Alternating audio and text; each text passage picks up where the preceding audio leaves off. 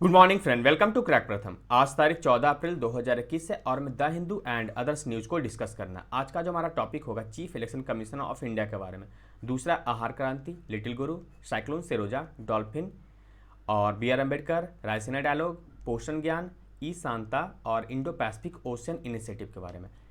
Chief election commissioner of India यानी कि भारत का मुख्य निर्वाचन आयुक्त बनाए गए हैं 24वें। कौन? सुशील चंद्रा को। इससे पहले कौन थे? सुनील अरोरा। बात करें इलेक्शन कमीशन ऑफ इंडिया की, तो यह जो है एक संवैधानिक यानी कि संवैधानिक, स्वतंत्र और अस्थायी संस्थान है जिसका उल्लेख आर्टिकल 324 में किया गया है ना। ये जो इलेक्शन कमीशन ऑफ इंडिया होता है यह 3 लोगों से मिलकर बनता है। 3 लोगों से। इसमें कौन होते हैं? एक तो आपके भारत के मुख्य निर्वाचन आयुक्त हो गए 1, और दूसरे होते हैं 2 अन्य इसमें सदस्य होते हैं, मेंबर 1 और मेंबर 2, है ना। तो ये जो होते हैं 3 लोगों से मिलकर बनते हैं, लेकिन ये पहले ऐसा नहीं था। बात करें 1950 से 15 अक्टूबर 1989 तक इसमें मात्र भारत का मुख्य निर्वाचन आयुक्त होता था, एक ही सदस्य। लेकिन 16 अक्टूबर 1989 में 2 सदस्यों को इसमें शामिल किया गया। क्यों? इनके भार को कम करने के लिए। इनके भारत का जो मुख्य निर्वाचन आयुक्त होता है उनके भार को कम करने के लिए 2 सदस्य इसमें शामिल किए गए। लेकिन ये जो है 1990 में यह जो प्रावधान था इसे समाप्त कर दिया गया। उसके बाद वर्ष 1993 में फिर से इसमें 2 लोगों को शामिल किया गया। तब से इसमें जो है 3 यानी कि एक मुख्य निर्वाचन आयुक्त और 2 अन्य आयुक्त होते हैं इसमें शामिल होते हैं। तो आप समझ गए ये 3 किस प्रकार से बने हैं। इसके बाद बात करें इनकी नियुक्ति की, तो यहाँ पे देखिए इनकी नियुक्ति कौन करते हैं? राष्ट्रपति। इनका कार्य क्या होता है? इनका कार्य होता है लोकसभा, विधानसभा या विधानमंडल, इसके अलावा राष्ट्रपति और उपराष्ट्रपति का निर्वाचन करवाना। जबकि राज्यों में जो चुनाव होते हैं कौन से पंचायत वाले, उनके लिए राज्य निर्वाचन आयोग का गठन किया जाता है। लेकिन इसका कार्य जो होता है लोकसभा, विधानसभा या विधानमंडल में, इसके अलावा राज्यसभा जो होते हैं इसमें भी चुनाव इनका कराना होता है। किनका? इलेक्शन कमीशन ऑफ इंडिया की। इसके बाद बात करें इनके कार्यकाल की। तो कार्यकाल जो होता है 6 वर्ष या 65 वर्ष होता है, 6 वर्ष या 65 वर्ष।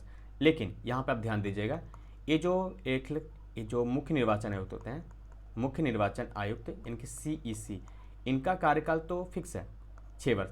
लेकिन संविधान में क्या है? जो अन्य सदस्य होते हैं 2 मेंबर, इनका जो कार्यकाल है संविधान में प्रावधान नहीं किया गया। लेकिन व्यवहार तौर पर ये 6 वर्ष या 65 वर्ष के नियम का जो है पालन किया जाता है। इसी कारण से एक और यहाँ पर आपको दोष लगेगा इसमें कि अगर हमें हटाना है यानी कि चीफ इलेक्शन कमिश्नर यानी कि मुख्य निर्वाचन आयुक्त को हटाना है, तो उसके लिए प्रावधान क्या है? क्या सुप्रीम कोर्ट या हाई कोर्ट का जिस प्रकार से जजों को हटाया जाता है उसी प्रकार से इनको हटाया जाएगा। लेकिन अगर 2 जो मेंबर हैं उनको हटाना हो तो उनके लिए मात्र ये जो चीफ इलेक्शन कमिश्नर है उनकी सिफारिश ही काफ़ी है। तो आप समझ सकते हैं ये जो 2 मेंबर होते हैं वो किस प्रकार से इनके दबाव में कार्य करते हैं। वैसे उसके बाद हम बात करें तो इसके जैसे कि हटाना कैसे है, चलिए देखते हैं। चीफ इलेक्शन कमीशन को हटाया कैसे था। हमने क्या बात किया कि उनको उसी रीति से हटाया जाता है जिस प्रकार से सुप्रीम कोर्ट या हाई कोर्ट के न्यायाधीश को हटाया जाता है। इनको किस प्रकार से हटाया जाता है? यहाँ देखिए, यह है लोकसभा और यह है राज्यसभा। इसके लिए लोकसभा या राज्यसभा में प्रस्ताव लाना होता है। अगर प्रस्ताव लोकसभा में लाया जा रहा है हटाने के लिए तो 100 प्रस्तावकों की आवश्यकता होती है। अगर प्रस्ताव राज्यसभा में लाना तो 50 प्रस्तावकों की आवश्यकता होती है ना। अब यहाँ पे देखिए, मान लीजिए यहाँ पर स्वीकार किया गया। यहाँ पर कौन होते हैं? स्पीकर होते हैं। इनके पास ये अधिकार होता है कि या तो प्रस्ताव को स्वीकार करें या तो नहीं करें, है ना। अगर वो स्वीकार करते हैं तो 3 लोगों का एक पैनल गठन होता है। 3 लोगों का एक पैनल। 3 लोगों का पैनल, उसमें कौन कौन शामिल होते हैं? यहाँ पे देखिए ICJ यानी कि जो CGI होते हैं, CGI के अलावा अगर CGI उस समय नहीं है तो उनके द्वारा कोई नामित व्यक्ति, दूसरा है इसमें हाई कोर्ट का मुख्य न्यायाधीश, चीफ जस्टिस, और जो तीसरा है प्रख्यात कोई न्यायविद होना चाहिए। ये जो है जांच करने के बाद क्या करेंगे, रिपोर्ट लोकसभा को सौंपेंगे, और लोकसभा में यहाँ पर वोटिंग होती है, वोटिंग जो कि 2/3 होनी चाहिए। 2/3 वोटिंग होने के बाद यह कहाँ जाती है, राज्यसभा में। राज्यसभा में भी यही प्रक्रिया होती है, ये जांच वाली नहीं बल्कि यह वोटिंग वाली। तो वोटिंग वाली प्रक्रिया के बाद क्या होता है, ये प्रेसिडेंट के पास जाता है और उसके बाद इनका कार्यकाल जो है समाप्त हो जाता है। लेकिन ये जो है अन्य सदस्य मेंबर 1 और मेंबर 2, इनमें यह नियम लागू नहीं होता, जिस कारण से यह कई बार दबाव में कार्य करते हैं, ऐसा आरोप भी लगता रहता है, आपने अखबारों में सुना होगा। इसमें एक और दोष है, यहाँ पे देखिए, ये जो सदस्य हैं इनके लिए कोई अर्हता यानी कि योग्यता संविधान में उल्लेख नहीं किया गया है। संविधान में कोई उल्लेख नहीं किया गया कि किस प्रकार इनमें योग्यता होनी चाहिए। और इनका जो कार्यकाल होता है वो तो आपने देख लिया, और इनका जो कार्यकाल के समय जो कार्य करते हैं उसके बाद यानी कि रिटायर के बाद इन पर अन्य नियुक्तियों में रोक भी नहीं है, जिस कारण से कई बार आरोप लगते हैं कि जो चीफ इलेक्शन कमिश्नर है या फिर अन्य आयुक्त हैं वो सरकार के दबाव में कार्य करते हैं। तो ये है इसके बारे में, इलेक्शन कमीशन ऑफ इंडिया के बारे में। नेक्स्ट है आहार क्रांति। यह क्या है, दरअसल एक नीति आयोग के द्वारा लॉन्च किया गया एक मिशन है। इसका उद्देश्य क्या है, ये जो हमारा न्यूट्रली बैलेंस शीट होता है यहाँ पे डाइट का यानी कि भोजन का जो एक बैलेंस होना चाहिए, उसके लिए क्या होता है फ्रूट और वेजिटेबल का यूज करना चाहिए।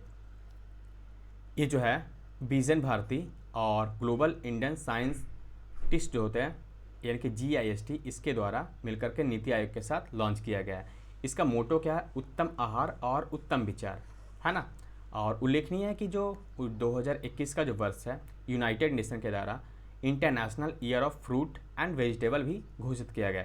इसी के तहत भारत सरकार के द्वारा भी ये आहार क्रांति की शुरुआत की गई, ताकि जो सब्जी और फल है उसके प्रति लोगों में रुचि उत्पन्न हो और इस पर वो बल दे ताकि उनका जो स्वास्थ्य हो वह ठीक हो। इसलिए इसका जो मोटो है क्या है, उत्तम आहार उत्तम विचार, good diet good cognition. Next है लिटिल गुरु के बारे में। यह क्या है, यह एक एप्लीकेशन है जो कि बांग्लादेश में लॉन्च किया गया है इंदिरा गांधी कल्चर सेंटर के द्वारा।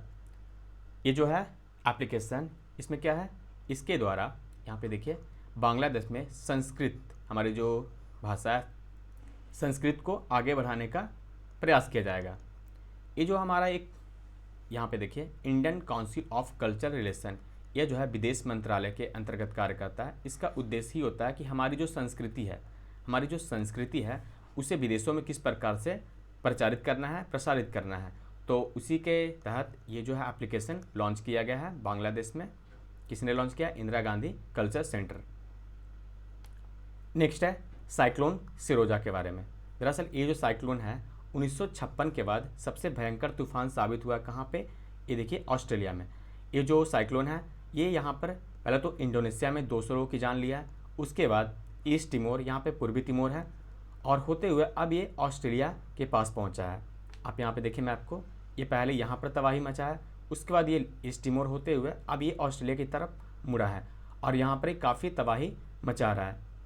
तो ये 1956 के बाद अब तक सबसे बड़ा तूफान साबित हुआ साइक्लोन सिरोजा। तो आप याद रखिएगा साइक्लोन सिरोजा कहाँ पे आया, इन क्षेत्रों में आया। इंडियन ओशन आपसे पूछा जाए कहाँ पे, तो प्रशांत महासागर नहीं बल्कि इंडियन ओशन में।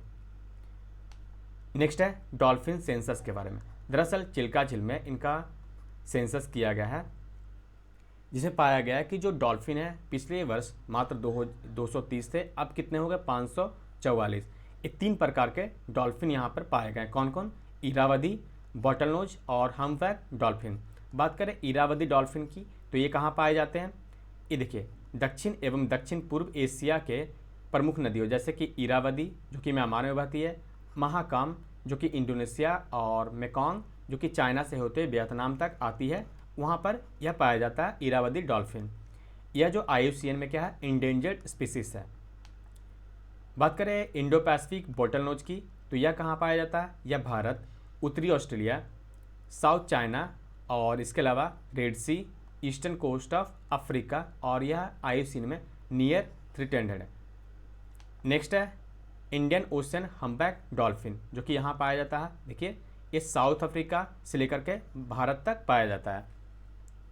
और ये IUCN में क्या है, इंडेंजर्ड है। और जो 1972 का वाइल्ड लाइफ प्रोटेक्शन एक्ट है उसके तहत ये शेड्यूल 1 में दर्ज है, यानी कि इनका शिकार करना एक अपराध है ना।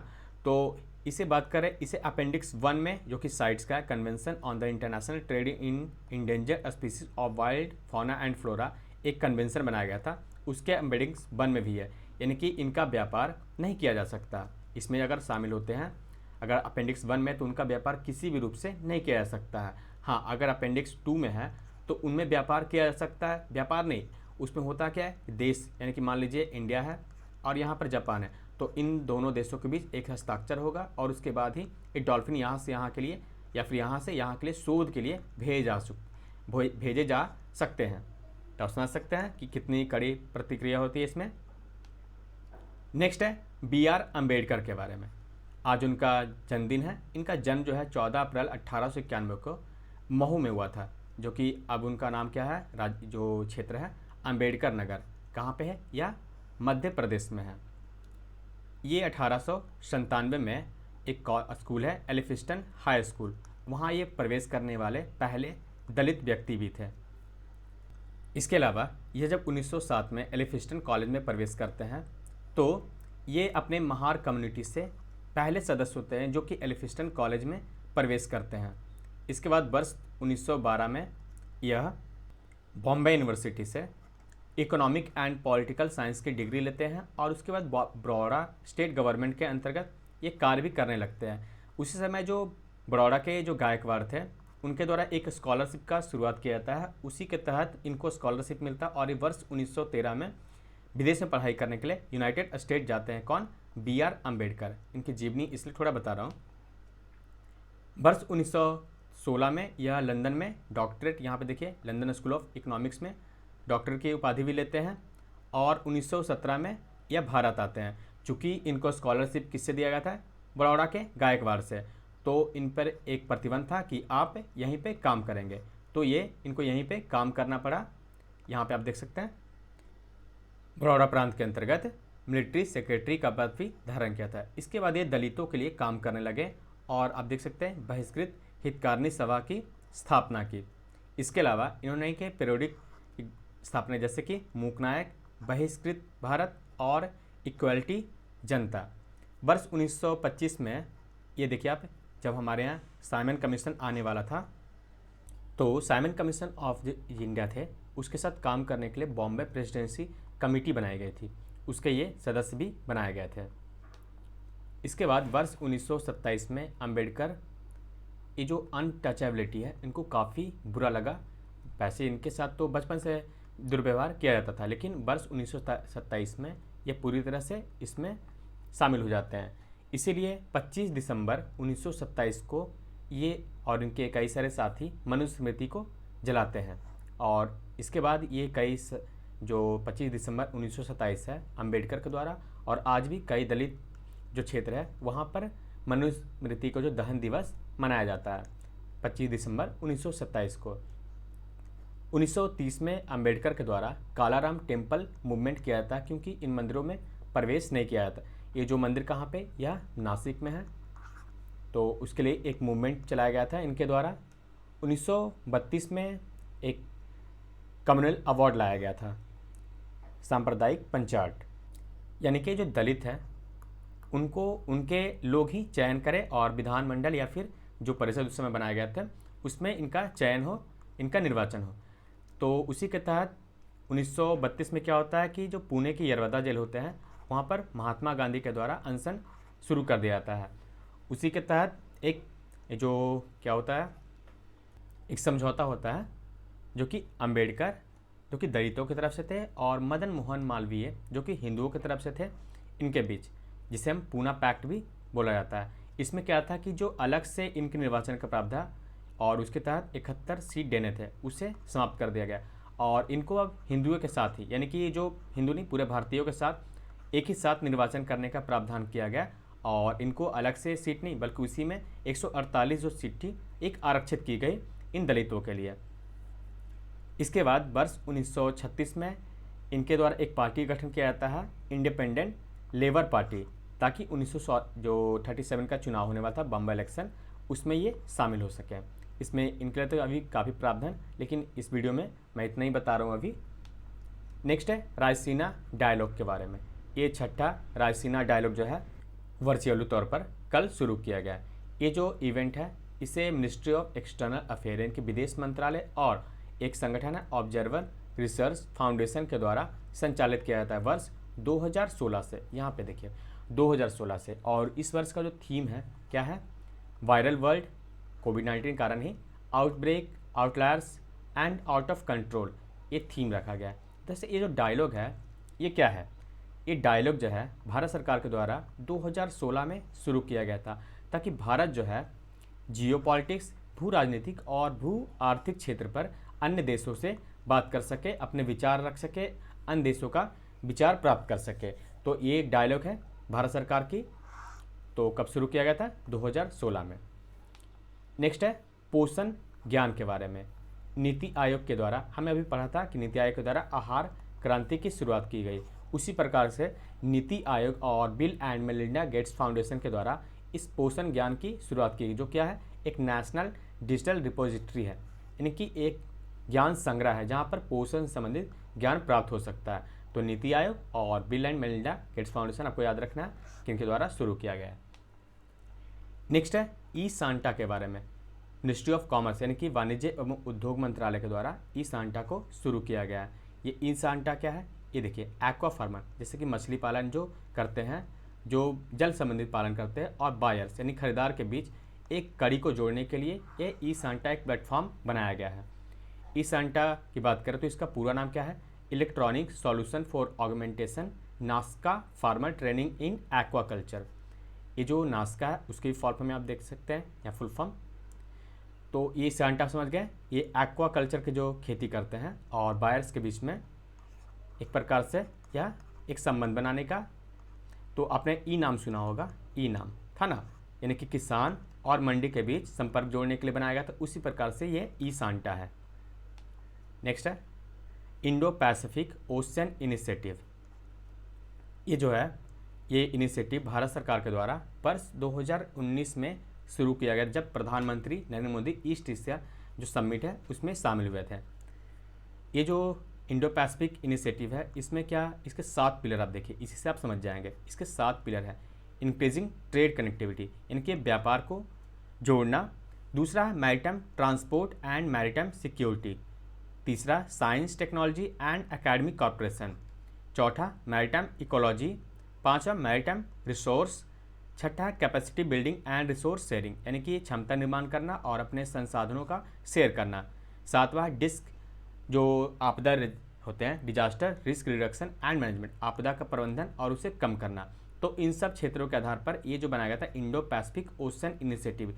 इसी के तहत क्या होता है कि अभी जो भारत सरकार द्वारा कई देशों के साथ अभ्यास किया गया है, इसी में एक और है फ्रांस, उसके द्वारा अभ्यास किया जाता है वरुणा। ये जो वरुणा एक्सरसाइज है वो 26 अप्रैल को यहाँ पे किया जाएगा। कहाँ पे, अब देखिए कोस्ट ऑफ ओमान के पास, यानी कि ओमान जो देश है उसके तट पे। और बात करें ये जो वरुणा एक्सरसाइज किया गया था लास्ट बार गोवा के तट पे किया गया था मई 2019 में, लेकिन 2020 आपको पता है क्यों नहीं हुआ। तो समझ गए, IPOI एक इनिशिएटिव है जिसके तहत भारत सरकार जो है कई देशों के साथ अभ्यास करती है, और उसी में अभी जो है फ्रांस के साथ कर रही है, जिसका नाम क्या है, वरुणा एक्सरसाइज। तो इस वीडियो बस इतना ही। Thank you for watching crack प्रथम।